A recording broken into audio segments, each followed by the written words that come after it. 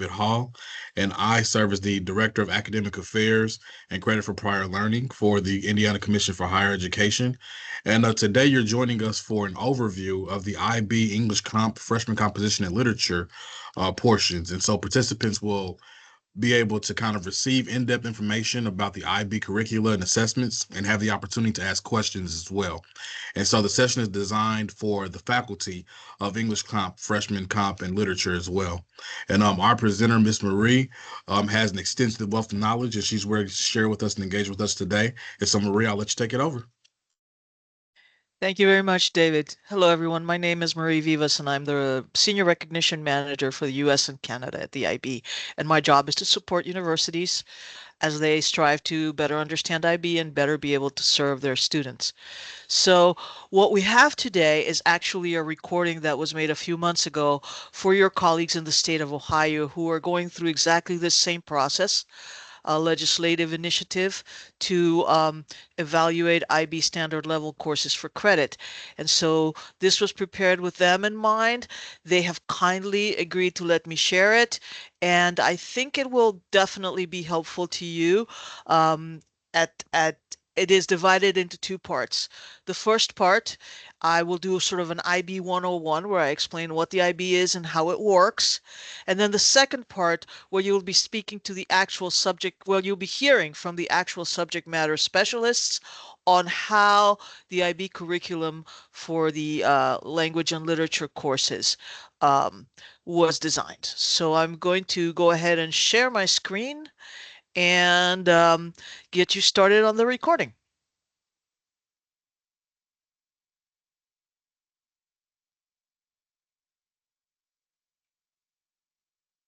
Team, and then we can get started. Good morning, everyone. My name is Marie Vivas. I'm the Senior Recognition Manager for the US and Canada for the International Baccalaureate. And I work with universities supporting them in how they evaluate courses and receive IB students. So that is my role. But today I've asked people who know more about the subject we're discussing to come on with us, and I will ask them to introduce themselves. But we are going to be speaking about what we call Group 1, Studies in Language and Literature. So, Leah, would you like to introduce you and I'm sorry, I'm blanking on your name. uh, Leah and Haley. Yeah, and then I'll do a quick introduction to the IB in general and to the diploma and career related programs, which are the programs that you will be dealing with. And then I'm going to hand it over to Leah and Haley for more in depth into the subject. Great. Hi, everyone. My name is Leah Yates. I'm one of two curriculum managers in Group 1, which is Studies in Language and Literature for the IB. Curriculum managers oversee the development and implementation of the courses, and so we work very closely with academics in the field, universities, to make sure that the curriculum and the guides that we're creating support students' movement from secondary into post-secondary or higher education. I am located in The Hague in the Netherlands, which is why it is dark outside here. But I am from Colorado, and very excited to see that Ohio is taking the lead on this. It's really exciting news to see that students will be recognized for this. And then Haley, go ahead. Thank you. I'm Haley Crane. I'm also Leah's partner in curriculum development for studies in language and literature, also located in The Hague. And I'll echo Leah's sentiment that we're very happy to be here and very happy to hopefully be welcoming cohorts from Ohio. I am originally from Canada, so a little bit further north. So the darkness and the cold is what I'm used to here in The Hague. Thank you very much. Great, thank you. So we'll go ahead and get started, Lisa. Can we do the next slide?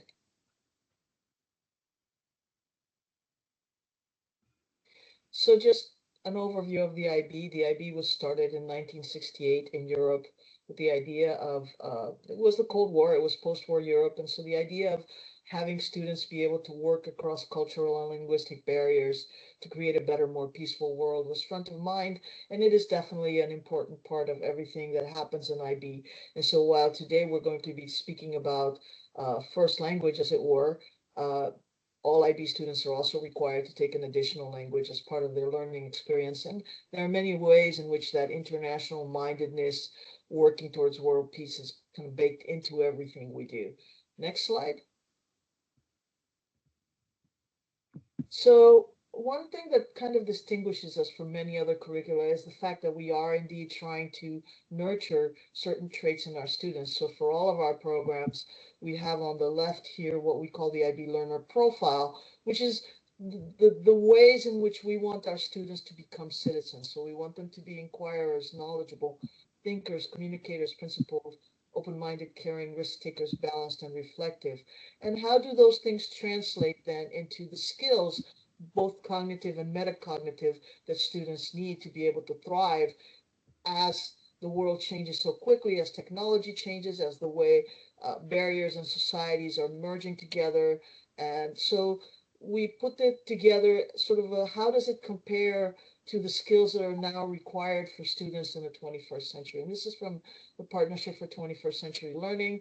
As you will see, the interdisciplinary nature of IB, but also that leading to global awareness, civic literacy, and environmental literacy, putting those at the forefront of the needs that exist today, and thinking about how they match over with our learner profile. Learning and innovation, creativity, critical thinking, communication, and collaboration.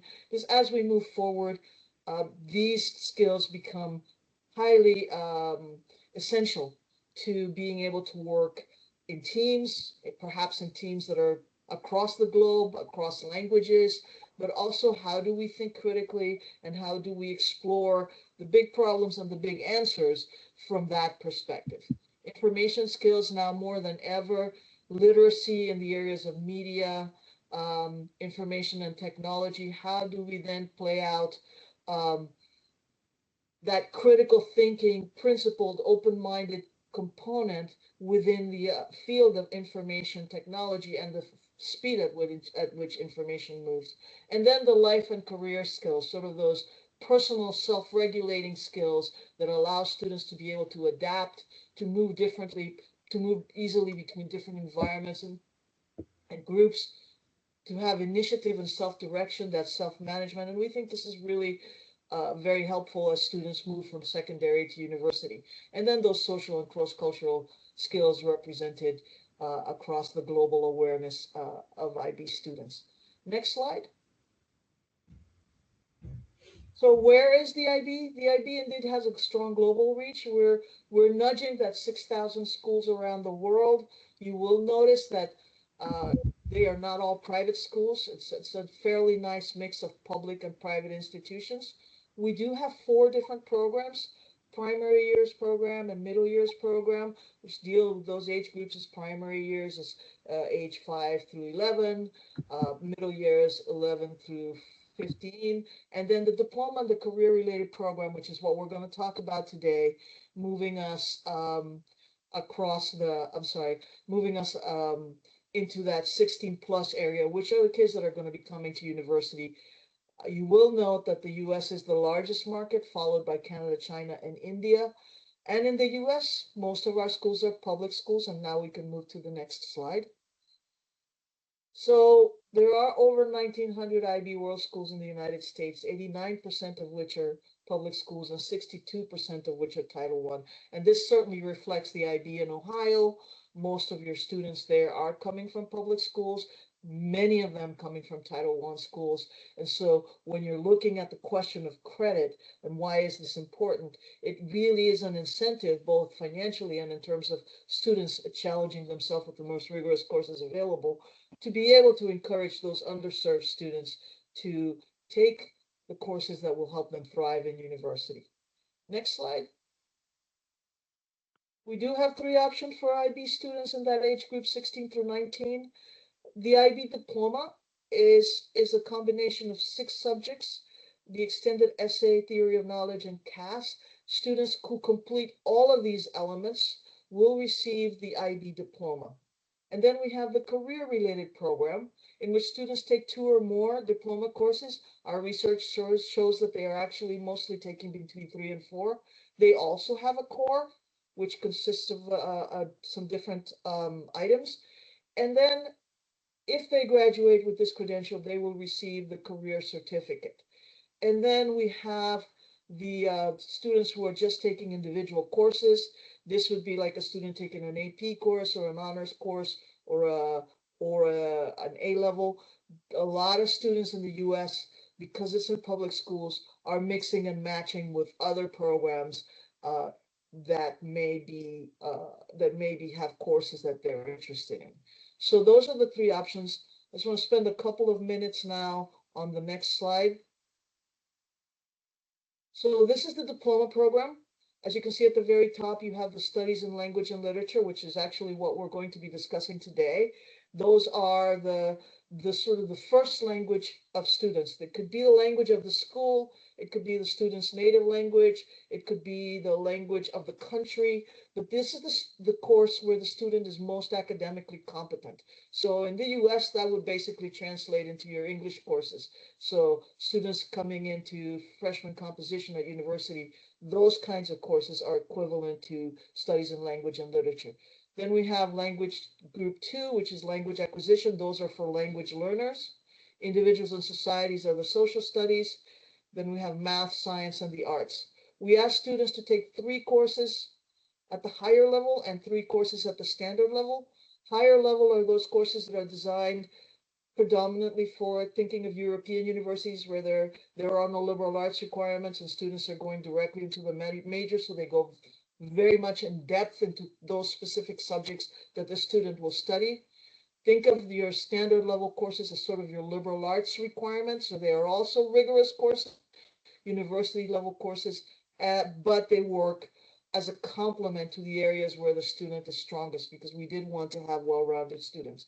And then your core, TOK, Extended Essay and CAS.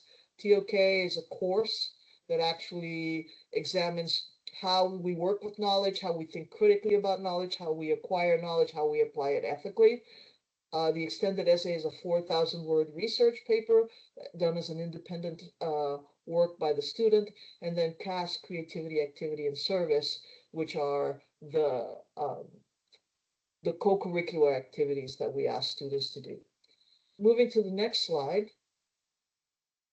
I just wanted to put this in writing for you. We've just talked about this, but I wanted you to see it. For some of us, it's easier to learn by like just reading. So I wanted you to have this opportunity to have this information here. Next slide. Then we are just briefly going to talk about the career-related program. The career-related program is the newest program. The first cohort graduated in 2012, so it's still a growing program. But what this does is it combines technical skills, employability skills, and academic skills. So we start with academic skills by asking students to take diploma program courses. These are exactly the same courses they're taking in the diploma. They're probably sitting in the same classroom. They're definitely taking the same exams. Students have a choice of doing them at higher or standard, but we don't have a requirement except that they have to take 2. Then we move into the employability scores, and let's talk a little bit about the core, because the core here is very much related to the career pathway that students will choose. So there will be a language development component, because as I mentioned earlier, all of IB programs require so that language component, and since we're not requiring it in a course, we're asking students to do it as part of their core experience. The reflective project is a 3,000 word research paper based on an ethical concern in the career pathway that the student has chosen to follow. So again, much like the extended essay, really asking students to dig into research and into writing about research. Service learning as opposed to CAS, again, most students here will follow that path into their career pathway. And then personal and professional skills, how do we present ourselves in the world? How do we how do we communicate clearly? How do we write well? All of those types of skills that students will require in career and university are done then through that personal and professional skills. And then we have the career-related studies, where students will choose from career pathways that are set up for them by their schools. In the US, this is frequently done through the career and technical education. So say if a student is doing sort of a pre-engineering pathway through their schooling, they will then be doing perhaps math and physics and chemistry as their DP courses, and reflecting on these aspects in their core. So that is the career-related program. And again, you may see students coming in for this credential, but for your purposes, it's the diploma courses that we're going to be focused on here, and particularly on the standard level courses. Next slide. Okay, so once again, just for the visual learners, this is what it takes to complete the CP. Next slide. And so one of the things that we're hoping will support your work in evaluating our standard level of qualifications is that indeed the American Council of Education in July just published recommendations for credit for all of our standard level qualifications. And if you move to the next slide, you will see that for scores of 4 or higher, they are recommending at least 3 credits, 3 semester hours of credit for all SL subjects review. So this is, to put in context, we're hoping that this will support your work because it gives you a starting point. On the ACE website, they do have some crosswalking into the types of courses that are represented by the SL courses. So we're hoping that this will be helpful to you. And I think the next slide now moves us into Leah and Haley. Next slide. There you go. Great, thanks, Marie. So yes, we are the curriculum managers for Group 1. And so just to give you an idea of the courses that are available within Group 1, which we call Studies in Language and Literature, we have Language A, which refers to, as Marie said, the student's first or best language. We recognize that globally we have students who have multilingual profiles, but that often they are, their Language A may be the language of the school. So for Language A, we have literature, which was the first course that came when the diploma was developed, as Marie noted, in the 60s. And we offer that at HL and SL. And then we also have language and literature, HL and SL. Language and literature just became a course in, I want to say 2012, I believe, or 2011. So it's a new one. And then right there too, you can see the 2 other interdisciplinary courses that we offer as part of Group 1. I will not be talking about those today, but just so you know that they're there. So as Marie mentioned, that to take Language A, the way students decide is that it is a language in which they have experience of using academic context, the language that they've used in an academic context.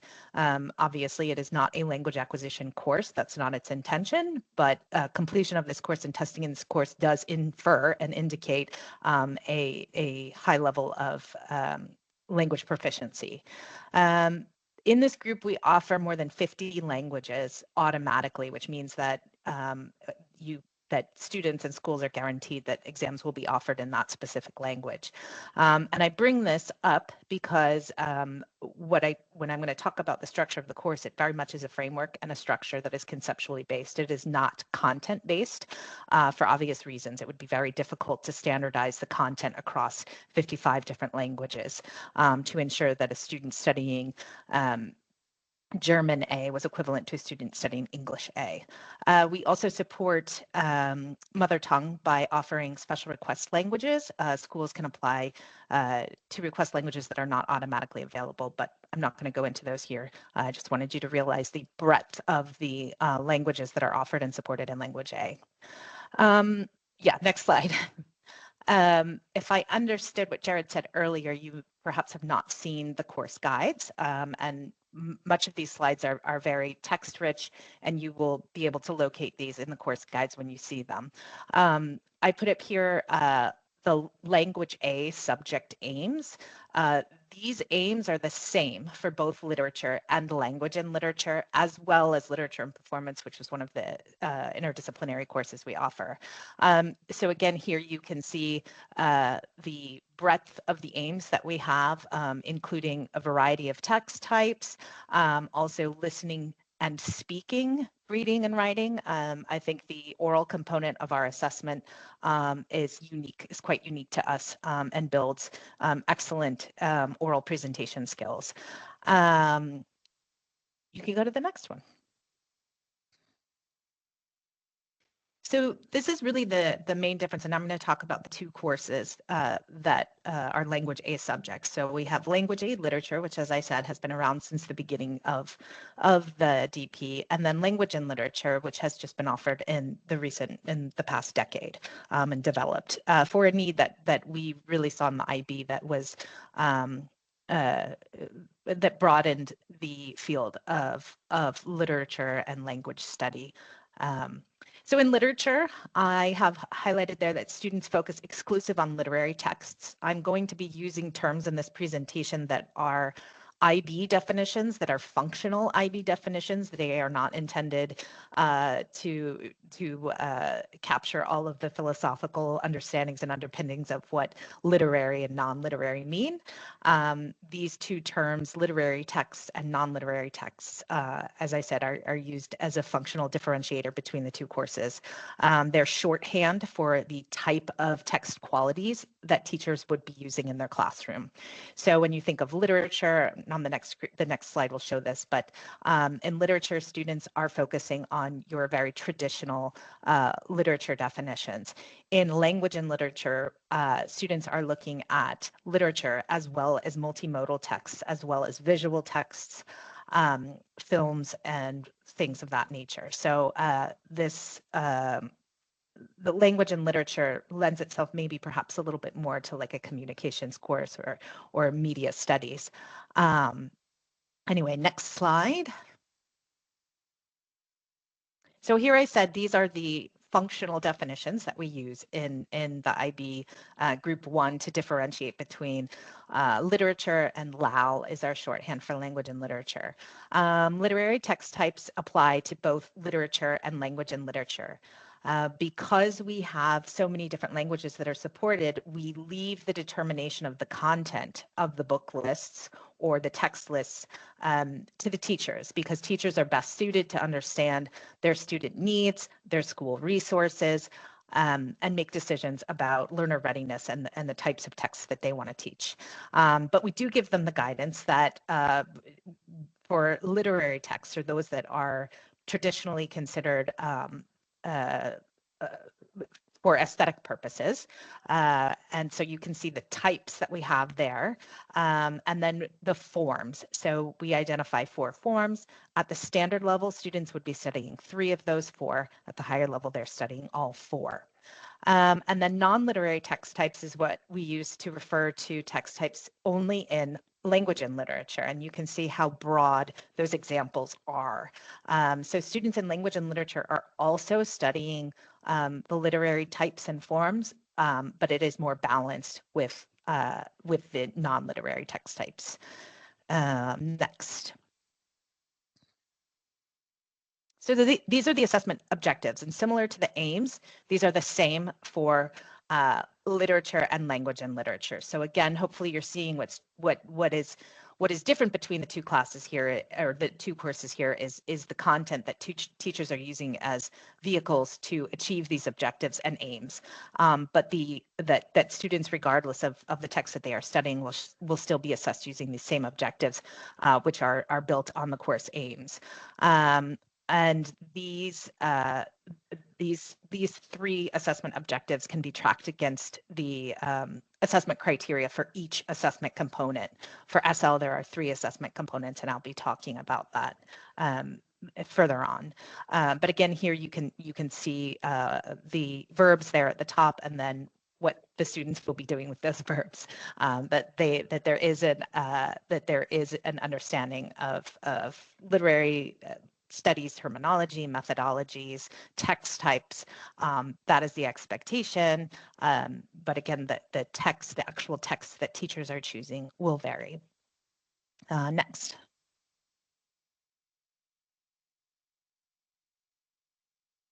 So one of the ways that we provide framework for the course is through the areas of exploration. And these we provide, I'm going to go over two of the curricular frameworks that we provide. The areas of exploration are ways, we can think of it as ways of approaching. They could even be, lend themselves to certain literary theory or methodologies. But the first one is readers, writers, and text. So that is very much about contextualizing the creator, contextualizing the reader, understanding how self negotiates meaning with the world around them, around itself. Time and space has to do also with context, but looking at specifically social and historical elements that may be relevant or may be evident in the text. And then intertextuality, comparative literature. So students are looking through all three of these lenses, and teachers are using these as curricular organizers as they develop the class, or they're teaching. Next. As I mentioned earlier, because of the nature and the of language A, in the sense that we support it in 55 different languages, we use conceptual understanding as a way to create, again, some standardization and access to material, regardless of what that material is. So as it says there, these concepts are vital in creating a framework. So if you think about those three areas of interaction and then using these concepts as ways of looking through those different lenses as organizers, conceptual organizers, to investigate and examine texts. And then these concepts were developed during the curriculum development based on trends in the field and studies in the discipline. So next. So we'll talk very specifically about the assessment components. So while I said, we don't prescribe what texts are taught, teachers obviously are preparing students for the assessments and making sure that they have the skills and the knowledge to be able to perform well on these assessments. So as I said, at the standard level, both language and literature have three assessment components. These are very much aligned to the higher level components as well. There's a lot of alignment across both of these courses in terms of their expectations, as well as the levels of standard level and high level. So external assessment components the students they take at the end of their 2 years. We have paper 1, which is a guided textual analysis. Students are given a guiding question and an excerpt from 2 different literary passages, and this is where the study of the forms becomes important. They need to, because they're going to get, let's say a excerpt from a play and an excerpt and then a full poem, they need to have that familiarity with that form and understand its markers and characteristics in order to analyze it. So then they choose one or the other of the passages and they write a guided textual analysis based on the guiding question. The second paper that they take is a comparative essay, and the concepts that I just shared earlier usually are the foundation of the paper 2, in that students are offered 4 different conceptually based questions and asked to write comparing and contrasting authorial choices and showing the understanding and interpretation of these 2 texts in relation to one another. And then the internal assessment component, I also think this is probably the diamond of the show. Students engage in an individual oral, and there's a lot of student agency and autonomy here, which is fabulous. Of the works that they've studied, students will take one literary work in the language A, so a work originally written in English for our purposes, and then they also study works in translation. So perhaps they're reading a book in English that was originally written in Chinese. And you can see the prompt there. This is the same prompt. This is published in the guide. Every student is given the same prompt, and they're looking at a global issue. So and the determination of what that global issue is again up to the student. So it's very self-directed in that sense. So students are demonstrating an understanding of the local to the global, as well as how it's represented in the works that they have studied in English-speaking cultures, as well as in other cultures as represented by the work in translation. Students speak for 10 minutes, and then they have 5 minutes of questions and interaction with the teacher. And I have always found that to be just a fabulous component as an educator, and for students as well. Next slide. This is the language and literature, and you will see that the external and internal assessment components are titled exactly the same. The skills required to complete these assessments are exactly the same. The difference is that there is, for paper 1, it is that study of non-literary passages. So students will be perhaps have an extract or have an infographic or an extract from a blog or a website. And so there they would be given a guiding question, typically about how images and text interact to convey meaning. And again, they choose one of the two.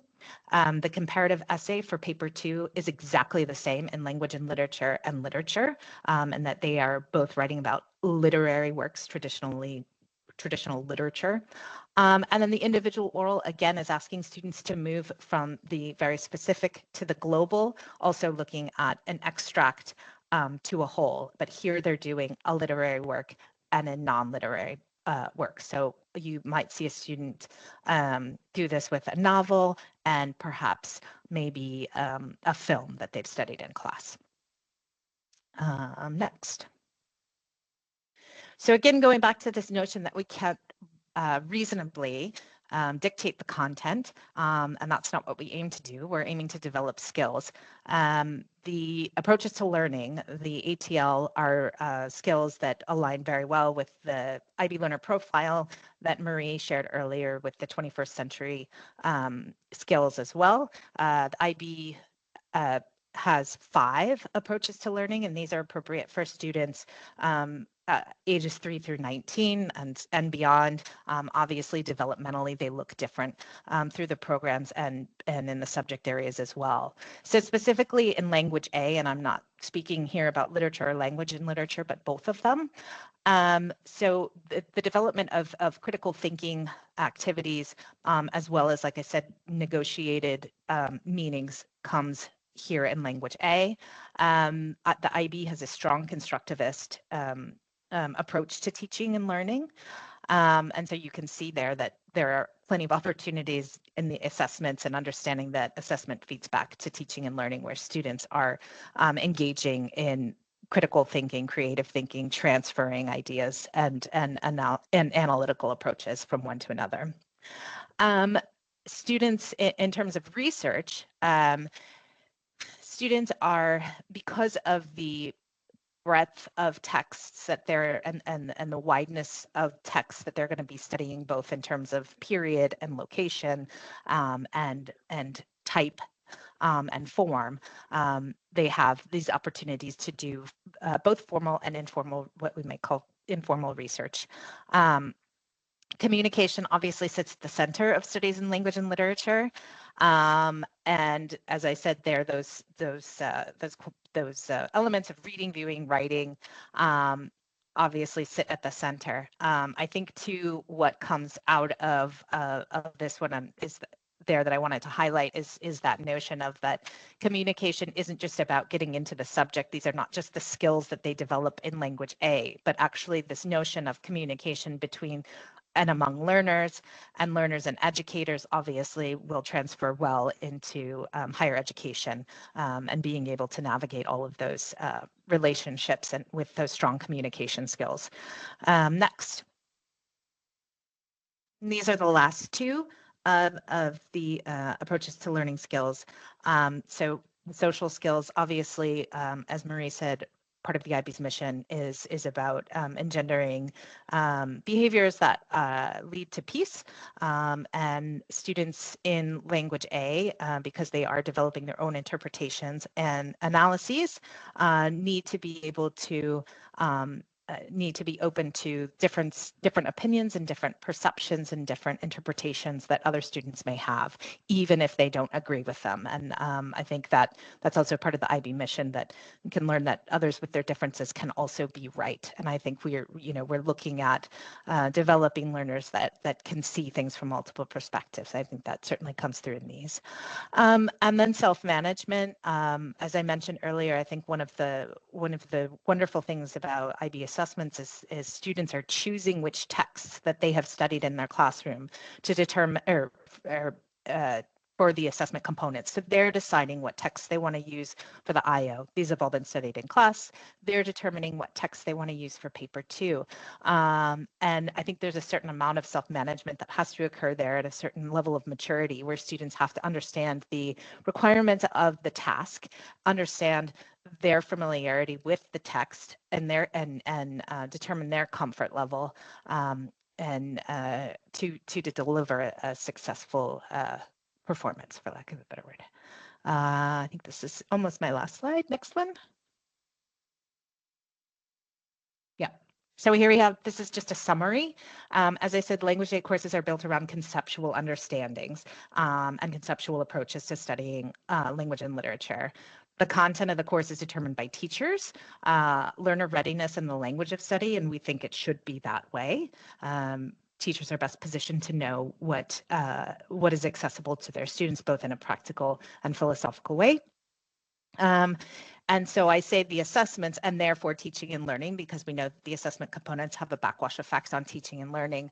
And the assessments require that students are analyzing, interpreting, and evaluating across texts and also within texts. And each of the assessment components has a different focus. That I think too, when I think about students entering into higher education, and a need to be able to synthesize sometimes disparate sources to create a cogent argument. The IO, as I said, asks students to look at the relationship between the part and the whole, because they are choosing an extract from a larger work. Students are thinking more broadly, and particularly in language and literature, about the nature of language and communication in our current world. And they are learning by virtue of the requirements of the task components, discipline-specific terminology as well as methodologies. And that, I believe, is it for me. Yep. And so we'll take questions, and if people have them, and we'll direct them to the right person. Haley will be answering some, and I'll be answering some as well.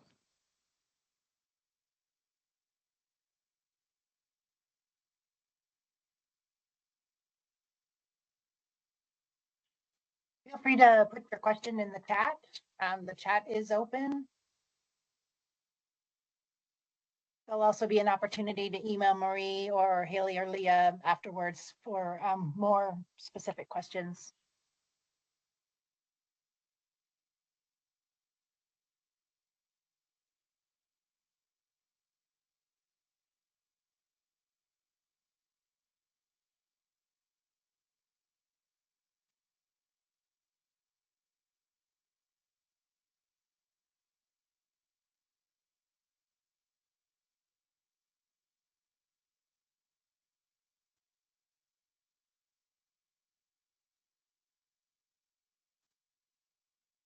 I'm not seeing any questions in the chat right now.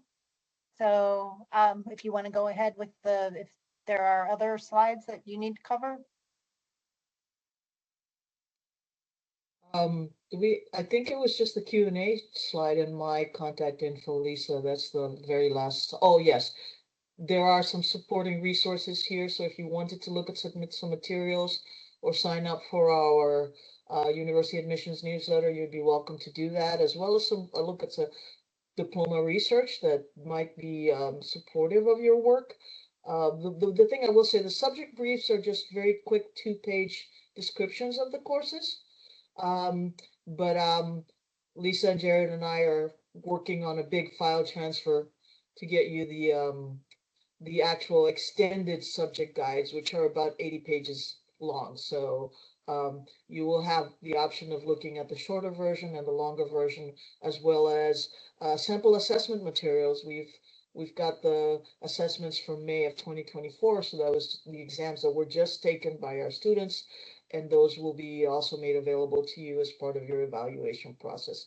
And the other thing I would say is in this slideshow, and you will have the deck as well.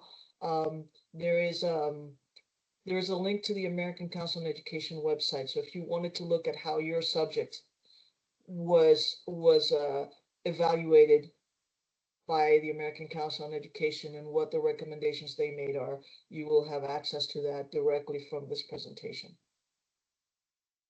And I think the last one is just my own contact information, which I'm happy to support the work that the faculty is doing, and you know, hopefully either answer questions or uh, ask Haley and Leah to answer questions.